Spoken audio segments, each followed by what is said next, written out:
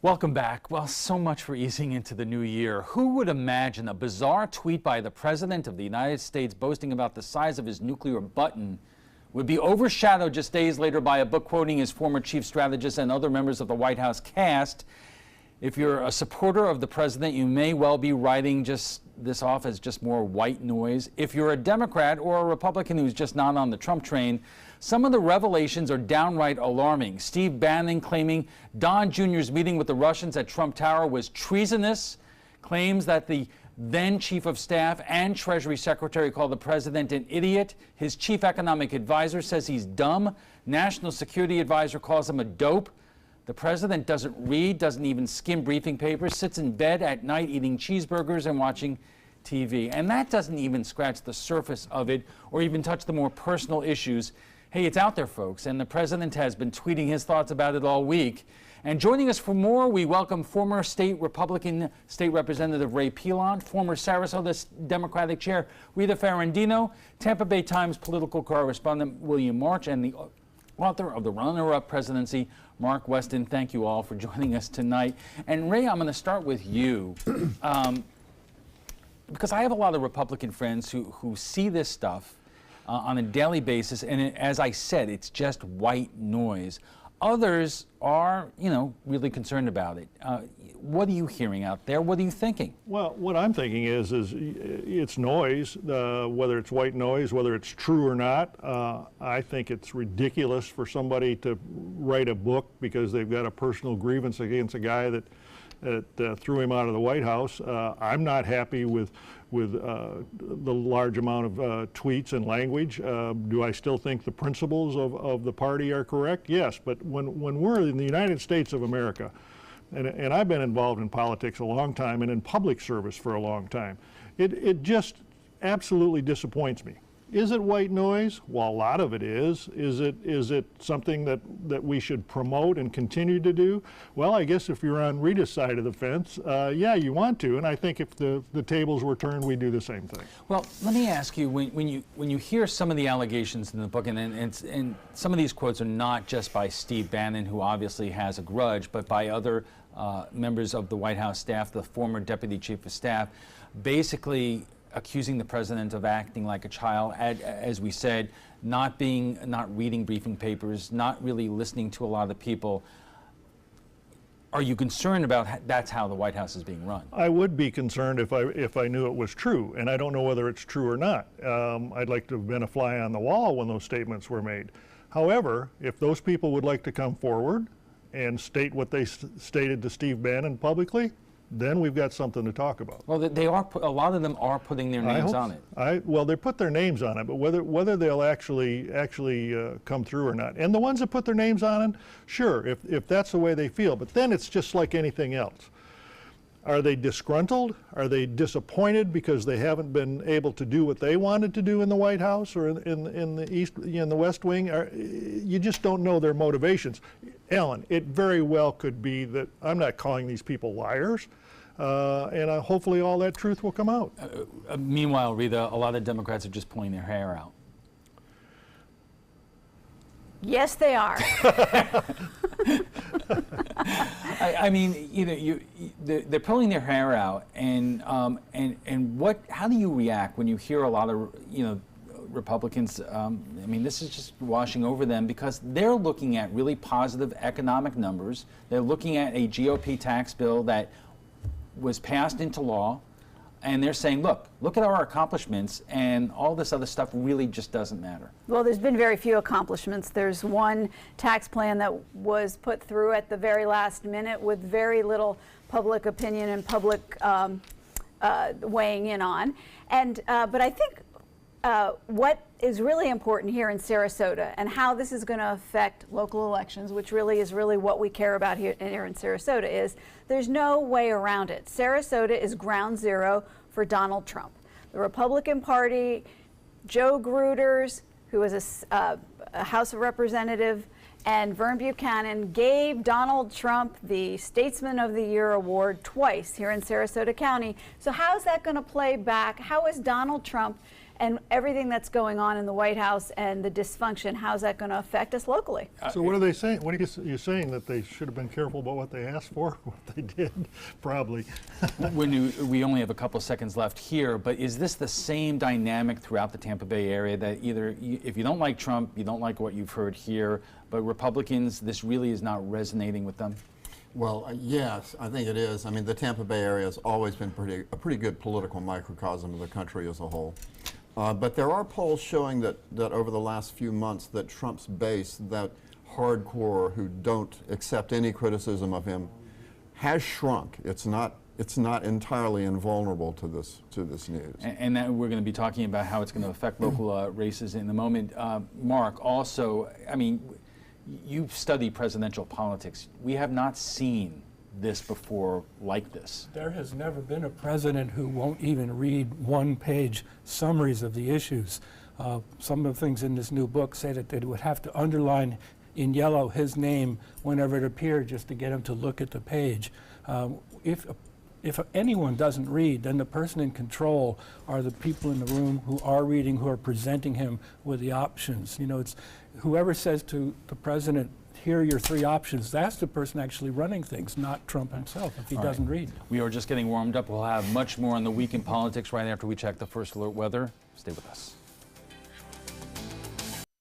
Welcome back. We're talking about the week in politics, and joining us for more, we welcome former Republican State Representative Ray Pilon, former Sarasota Democratic Chair Rita Ferrandino, Tampa Bay Times political correspondent William March, and the author of the runner-up presidency, Mark Weston. From what you know, and I can't imagine you've read the entire book by Michael Wolff yet, but from what you have gleaned from the reporting this week, what concerns you the most, Mark?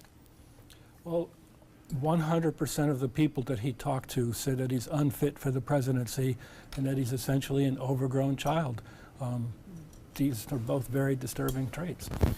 Ray, you know, I would imagine you're saying again that that's a generalization of everybody that Michael Wolff talked to. You have to believe the author.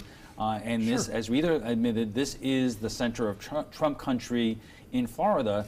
And so is it just anger that this stuff just keeps on coming out, or what? Number one, yes, there is anger among a lot of the, and I can't speak for every Republican I know, but the ones that I'm in contact with on a daily basis on Facebook and other things and personally, are angry that we have to put up with this stuff. Well, my response to them is well, who's causing it? Well, it's maybe the president causes it himself sometimes, and then anybody on the opposing side certainly would take advantage of that. So what positive comes out of that? I don't think anything positive comes out of it. The apple rots from the top. That's it. That's what Republicans have to face, is the fact that this is all happening because you've got somebody at the top who is behaving in a manner causing a lot of this. It isn't all. No, you're correct, Rita, and I know exactly what you're saying. And like I said, if the shoe was on the other foot, we'd be saying the same thing. So my point is what positive comes out of any of this? Nothing. And that's what concerns me with all the things that we have to do in this country, with mental health and the environment and everything else. And I put a little finger, Alan, on Congress a little bit too. In terms of what? The fact is that you have, and of course, you always have the Senate and the House, whether it's the state level or in Congress, doing these things. Well, by the way, I didn't read all that bill called Obamacare, but that's okay. Right. Well, let me move on here, because as I said at the outset, this whole thing about this book this week overshadowed how the week began, and that was with the president's quote on North Korea, talking about how North Korean leader Kim Jong-un just stated that the nuclear button is on his desk at all times. Will someone from his depleted and food-starved regime please inform him that I too have a nuclear button, but it is much bigger and more powerful one than his, and my button works. I mean, these are words coming out of a president that we have never seen before, Wendy. And again, the question to you is, does this basically fly over people in our area here, or are people stopping for a moment and considering these words? And if you're a Trump fan, just saying, yeah, Attaboy. Well, there's a new political world out there. It's different from the way things have been in the past. It just is. I mean, here you have two arguably delusory, narcissistic national leaders trolling each other. It would be hilarious if they weren't talking about nuclear war. Yeah. I mean, next thing you know, they'll be comparing their hand sizes or their head sizes or their haircuts. They're the two worst-haired national leaders on the globe.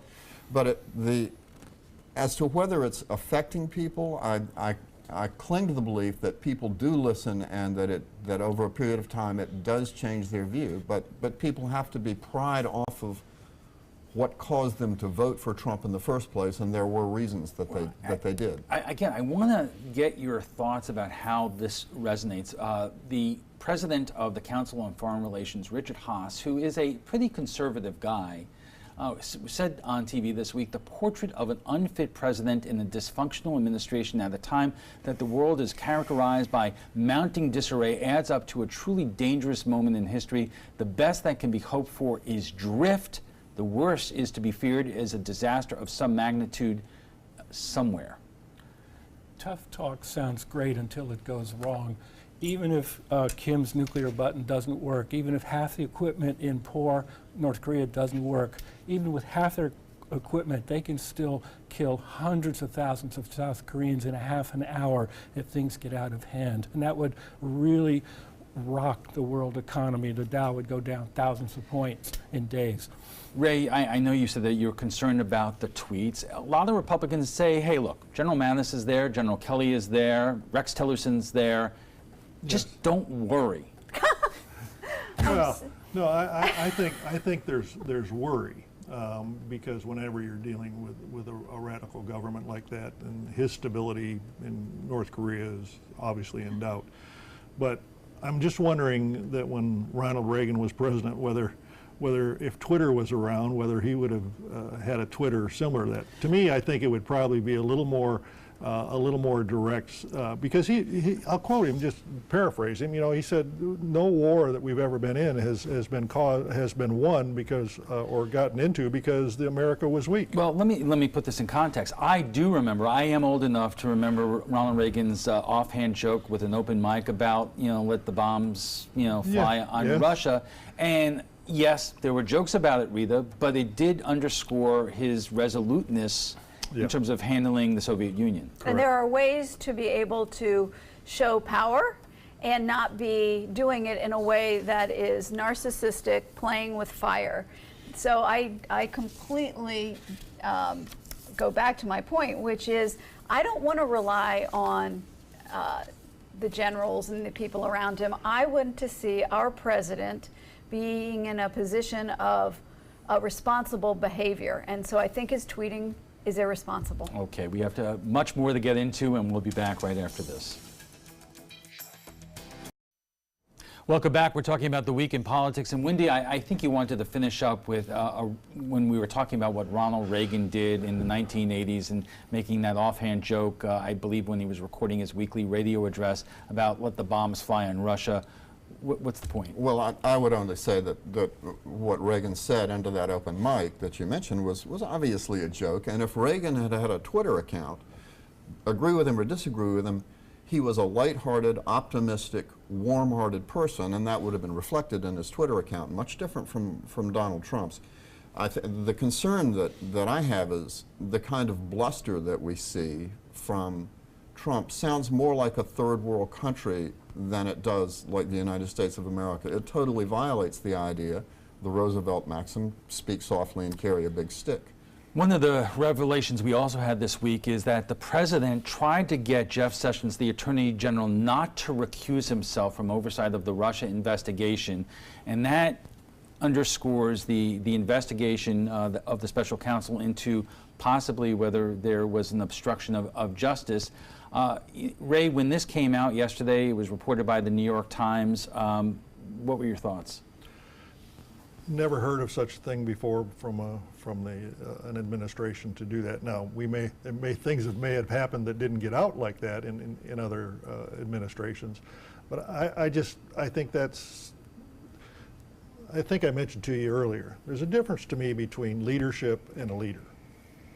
if you're in a position of leadership, which our president is, you can do pretty much what you want, and you can say what you want to who you want. Whether it's right or not, he has to live with that. A leader is somebody that would then again have people follow him. If he had an issue with Sessions, should have been privately talked about, and they should have hashed it out. But he didn't. So I was very disturbed by that. Well, but still, there are a lot of Republicans here on the Suncoast and elsewhere who say a year after this investigation into possible Russian collusion began, we have not seen in black and white evidence of collusion between the president's campaign and Russia. So therefore, how could you have obstruction of justice if you don't have an underlying crime? Well, yes, a year has passed, but the Watergate investigation took longer than a year, and Republicans are still demanding more investigation of Hillary Clinton's emails after 2 years, or 2 years or more. I think I read the AP version of this story. They reported that Robert Mueller was aware of Trump trying to prevent Sessions from recusing himself. And this is another potential brick in a possible obstruction of justice case. Now that Mueller has been, and the reporting, the journalism has been circling Trump and circling him and circling closer and closer in, but it hasn't put the finger on Trump yet. Mark, still you have Republicans in Congress. I'm thinking about Congressman Matt Gaetz from the Florida Panhandle and Congressman Francis Rooney from Naples, who are basically saying that the Mueller investigation does not have credibility at this point. And are you concerned if that is going to be their line, that whatever the special prosecutor does is going to, not go anywhere when his report comes out? I'm amazed they can take a line that strikes me as very unintelligent. They don't know what's going on in the Mueller investigation. This is perhaps the most professional investigator in the country. If he has something, it's going to be solid. If he doesn't have something, he will tell people he doesn't have anything. So I'm amazed that they would. Well, Matt Gaetz and I worked together, and he was my chairman of the Criminal Justice Committee. He is the most conservative person in the Panhandle I've ever run across as far as going that far. It doesn't surprise me that Matt says that. He's very boisterous. He's very much likes his Twitter and likes to cause controversy. And are you concerned by what he has been saying about questioning the special counsel? And same thing with Francis Rooney. I mean, he was talking about dark state stuff and purges of the FBI. Congressman Rooney surprises me in his statements. Matt does not. And so they both concern me. I think they ought to both stay out of it. And because you're causing problems with your other members who are not. And that's when we get the Rand Paul group and then the more moderates. If you don't hear from them right now because they're not saying those things that those two are. All right, so the big question is, what is all this having in terms of the state of local politics, and what does it portend for the midterms, and when are we going to start seeing evidence? We have a special election coming up, House 72. Rita, we keep hearing that Democrats are energized out there, but still this district may be the least Republican district in our area, but they still have a 5-point advantage. The Republicans have a 5-point advantage. It's Ray's old seat. But I think what we're seeing on the Democratic side is that we've got a very competent woman running for the seat who is very capable, and the base is fired up to get out to vote. The vote-by-mail ballots go in the mail on Wednesday of next week. The election is here. And I think it goes back to what is going on with the Donald Trump and Vern's being tied to Donald Trump and Joe Gruder's being tied and Sarasota being so tied to Donald Trump. I think that's what's really firing up the base to get out to vote for Margaret Good. James Buchanan, Vern Buchanan's son, there's a lot of similarities between James and Donald Jr. They're both sons of wealthy men, all of that. But that's what the public is seeing, and that's what you asked was going to happen with local elections. We're going to stay with that in just a moment, but we have to take a quick break, so we'll be back in just a moment. And our guests join us right for final thoughts. And Ray, I want to start with you because House 72 is your former seat.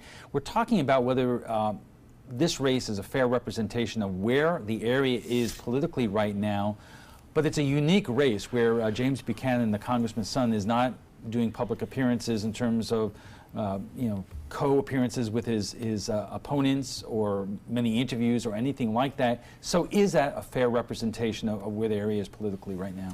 Well, I think there's some valid points to that. Number one, as I told you, I can't speak for James. I've met with him, had lunch. I knew him when he was a little kid. But other than that, I don't know anything about him because I haven't been able to get any information about him either. You certainly haven't seen them on TV. No, but different philosophies. The last person that did that was Dan Muller when he was in Congress, but he didn't have anybody running against him that was worthwhile. He didn't have to debate at Tiger Bay, and he was entrenched. But to get to your point, I think it's indicative of the times. Number one, we have a unique situation in Sarasota where the person that took my spot decided she didn't like it anymore and left. Well, the timing was, and I've talked to her, I think that she actually thought that the special election would take place before session was completely over. Now it's not. This is a travesty for my district, and it makes me very, very sad that we have to go through this. So, Wendy, what do we make of this all in terms of this special election and the other candidates, Democrats from around the area who are jumping into these races in districts that have not been contested in the recent past? Well, Rita, like other Democrats, has been talking for a year about how there's going to be a Democratic surge in 2018 because of Trump resistance, but there's not been a lot of tangible evidence in Florida that they could point to prove it. This week we began to see some hints of possible evidence of that in Democratic candidates getting off the bench, jumping into the fray. Gus Bilirakis in Pinellas County and Vern Buchanan here in Sarasota both drew serious Democratic challengers, even though they're Republican incumbents running in Republican-leaning districts. The District 72 race that Ray was talking about will be a good test of whether Democrats are so energized that they can come out and flip a Republican-leaning district. Mark, I was talking to one former member of Congress this week who said that, the president's approval ratings nationally are down, but he is unsure whether that's really going to reflect in Florida. I think Florida is enough, it's a purple state, it's enough like the country as a whole that it will reflect. Looks like in New Jersey, Virginia, there was 8 to 9 points more Democratic than the previous year. And so you would expect the Republican office holders here to be moving toward the center, distancing themselves from Trump. And they're not, I think, perhaps because they're afraid of being primaried by someone further to the right than they are. And by the time the primaries are passed and they want to move to the center, it could be too late. And we look just quickly. It's always about being able to get out your vote, and that's what we're going to see happen with the House seat special election. Who's going to be able to get out their base? All right, we'll have to leave it there. FYI, you can watch past discussions on demand. They're available on Apple TV, Amazon Fire, and Roku. And for the latest on local breaking news, don't forget to download the updated version of our app. If your current app doesn't work, it's expired. Just go to the App Store and re-download it by searching for WWSB or My Suncoast. We want to thank our mega guests for being here today. Former state Republican Representative Ray Pilon, former Sarasota Democratic Chair Rita Ferrandino, Tampa Bay Times political correspondent William March, and the author of The Runner-Up Presidency, Mark Weston.